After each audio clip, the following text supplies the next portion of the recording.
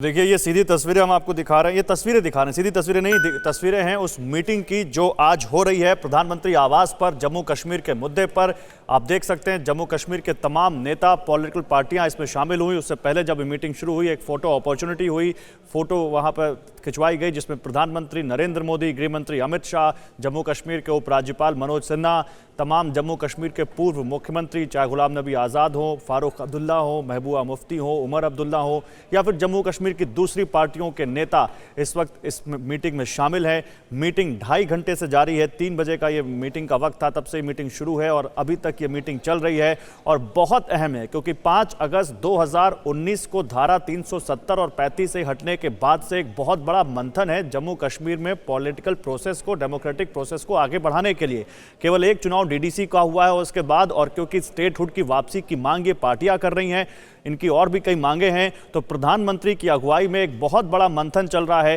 हालांकि जब ये मीटिंग हुई उससे पहले माहौल तो बड़ा गर्मजोशी भरा था, लेकिन कुछ पार्टियों ने इसको लेकर अपने अपने जो बयान यहां पर रखे सामने, उन पर सवाल उठे। जैसे महबूबा मुफ्ती ने कहा कि पाकिस्तान से बात होनी चाहिए, लेकिन फिर फारूक अब्दुल्ला ने कहा कि ये उनकी निजी राय है। उसके अलावा आप देखिए यहाँ पर तमाम जो दूसरी पार्टियां हैं, कोई कह रहे हैं कि 370 का जो ये पूरा फैसला लिया गया इसको तुरंत वापस लिया जाना चाहिए। तो ये तमाम बातें ये पार्टियां इस मीटिंग में रख सकती हैं। उन्होंने ये भी कहा कि उनको एजेंडा नहीं बताया गया, लेकिन वो पूरी तैयारी के साथ आए हैं कि उनको इस मीटिंग में प्रधानमंत्री से या केंद्र सरकार से क्या कहना है। और क्योंकि 2.5 घंटे से ज़्यादा का वक्त हो चुका है, ये मीटिंग जब खत्म होगी तो अब सबकी निगाहें इसी पर टिकी हुई हैं कि आखिर इस मीटिंग में किस बात को लेकर सबसे ज़्यादा मंथन हुआ। क्या डिलिमिटेशन पर कोई सहमति बन पाई, क्योंकि आयोग बना हुआ है, एक्सटेंशन दे दिया गया उस आयोग को, लेकिन ये भी बात कही जा रही है कि जम्मू कश्मीर की कुछ पॉलिटिकल पार्टियां उस डिलिमिटेशन कमीशन को ज़्यादा सहयोग नहीं कर रही हैं। एसोसिएट मेंबर्स जो खासकर नेशनल कॉन्फ्रेंस के हैं वो उस लास्ट मीटिंग में शामिल नहीं हुए, तो बिना डिलिमिटेशन के फिर कैसे स्टेटहुड की वापसी होगी, कैसे विधानसभा चुनाव होंगे। तो ये तमाम चीज़ें, जम्मू कश्मीर का विकास, जम्मू कश्मीर के लोगों की भागीदारी कैसे और इस डेमोक्रेटिक प्रोसेस में सुनिश्चित की जाए, कैसे पॉलिटिकल पार्टियों को साथ लेकर आगे बढ़ा जाए, ज़रूर इस बात पर जोर होगा इस मीटिंग में जो ये मंथन हो रहा है। और ये मंथन इसलिए भी बहुत अहम है क्योंकि 370 हटने के बाद एक लंबा दौर बीता है, करीब 2 साल हो चुके हैं, जहां अब राज्य में, क्योंकि वो केंद्र शासित प्रदेश बना दिया गया, लद्दाख को अलग काट दिया गया, और आज प्रधानमंत्री की अगुवाई में इस मीटिंग में क्या इस बात पर कोई सहमति बन पाएगी कि केंद्र सरकार और जम्मू कश्मीर की पॉलिटिकल पार्टियां किसी मुद्दे पर एक बिंदु पर सहमत होंगी, सेम पेज पर आ पाएंगी, जहां से इस डेमोक्रेटिक प्रोसेस को, इस पॉलिटिकल प्रोसेस को आगे बढ़ाया जाए। बहुत बड़ी मीटिंग और इस पर सबकी निगाहें टिकी हुई हैं। लगातार कल से ही नेताओं के आने का सिलसिला शुरू हो गया था। आज लगातार टीवी9 भारतवर्ष आपको इस बारे में बता रहा है, और ये हाई लेवल टॉक जो हो रही है इसमें अब टिकी हैं सबकी निगाहें कि जैसे ही मीटिंग खत्म होगी क्या बात हुई, क्या वहां पर इन नेताओं ने कहा, क्या केंद्र सरकार ने इनके सामने प्रस्ताव रखा, क्या बात निकलकर सामने आई चुनाव को लेकर, स्टेटहुड की वापसी को लेकर, डिलिमिटेशन को लेकर। ये इस वक्त सबसे बड़ा मुद्दा है जिस पर सबकी निगाहें टिकी हुई हैं, क्योंकि जम्मू कश्मीर के विकास को अगर पटरी पर और आगे लेकर जम्मू कश्मीर के विकास को और आगे बढ़ाना है, क्योंकि धारा 370 हटने के बाद ये कहा जा रहा है कि ये जम्मू कश्मीर में बहुत तेजी से चीज़ें आगे बढ़ी हैं, आतंक पर लगाम लगाया गया है, जम्मू कश्मीर के में विकास को रफ्तार देने में और सहायक हो सकता है अगर ये पॉलिटिकल प्रोसेस और आगे तेजी से बढ़े। खासकर जो जम्मू कश्मीर के लोग हैं उनका जो प्रतिनिधित्व वो करते हैं विधानसभा में, वो अगर साथ में बैठें, वो अगर यहाँ पर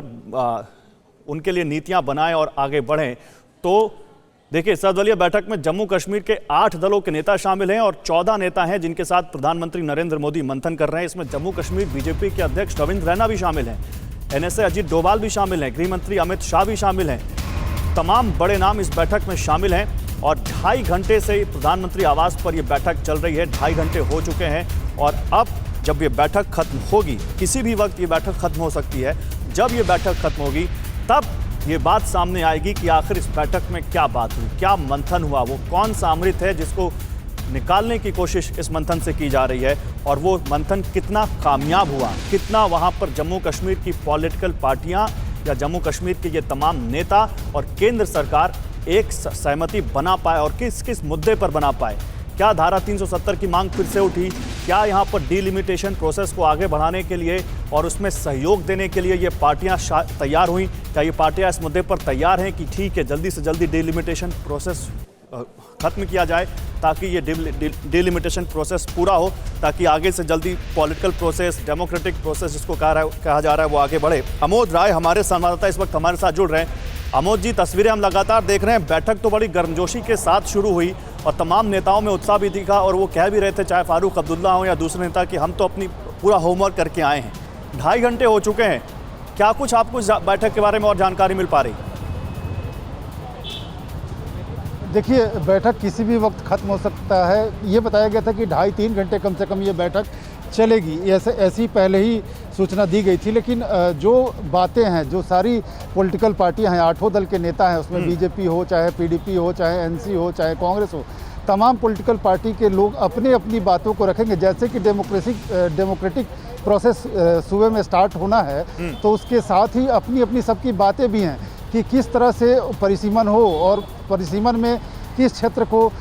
तवज्जो मिले, किस क्षेत्र को तवज्जो नहीं मिले, जनसंख्या का आधार हो, भौगोलिक क्षेत्र का आधार हो, किस विधानसभा को काटकर कहाँ जोड़ा जा सकता है। इन तमाम विषयों पे लोग अपने अपने बात रखना चाहेंगे, लेकिन इतनी बड़ी बातें यहाँ नहीं हो सकती, लंबी बातें यहाँ नहीं हो सकती। लेकिन हाँ, अपने मन में जो बातें लोगों की होंगी वो अपनी बात जरूर रख सकते हैं यहाँ बैठक में। इसीलिए ये बैठक बुलाई भी गई है और ये एक तरह से कंसल्टेशन का प्रोसेस है, तो सारी पॉलिटिकल पार्टियों को बोलने का मौका भी दिया जा रहा है। खास करके आज जो बैठक हुई है, इसमें डिलिमिटेशन के अलावा, परिसीमन के अलावा, जो राज्य का जो विकास का स्वरूप पिछले 1.5-2 सालों से बनाया गया है, जिस तरह से बैक टू विलेज कार्यक्रम चलाया गया और जिस तरह से वहाँ अनएम्प्लॉयमेंट को कम किया गया, 19% से 9% पर लाया गया, ये सब तमाम लोगों का जो अर्थव्यवस्था है उसको सुधारने की कोशिश की गई। उसके अलावा जिस तरह से कोरोना में बेहतर काम किया गया, सड़क, बिजली, पानी की व्यवस्था को दुरुस्त किया गया है पिछले 1-1.5 सालों में,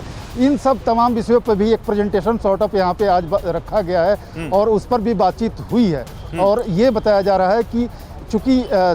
सारी पॉलिटिकल पार्टियां अपनी अपनी बात रखेंगी, तो साथ ही प्रधानमंत्री भी अपनी तरफ से गुजारिश सारी पॉलिटिकल पार्टियों से ये कर सकते हैं कि वो एक्टिवली पार्टिसिपेट करें डिलिमिटेशन के प्रोसेस में। बहुत क्लियर है यहाँ पर अमोद जी, देखिए एक मैसेज तो बहुत क्लियर है। 370 हटने के बाद इनमें से तमाम नेता थे जिनको नजरबंद किया गया था, आज वो प्रधानमंत्री के साथ एक सेम टेबल पर बैठकर बात कर रहे हैं, यानी बहुत ज्यादा चीजें आगे बढ़ चुकी हैं। और अब ये तो कहा जा सकता है कि एक बहुत पॉजिटिव माहौल बना है, गर्मजोशी दिखी है उन नेताओं में भी। हालांकि वो कह रहे थे कि हमें एजेंडा नहीं बताया गया कि किस मुद्दे पर बात करनी, लेकिन उसके बावजूद उन्होंने कहा कि हम अपने पूरे एजेंडे के साथ आए, हम पूरी तैयारी करके आए हैं कि हमें क्या कहना है। तो ये तो है कि बातचीत आगे बढ़ रही है, टॉक्स शुरू हो गई है और इसका आगे सकारात्मक असर दिखने को मिलेगा।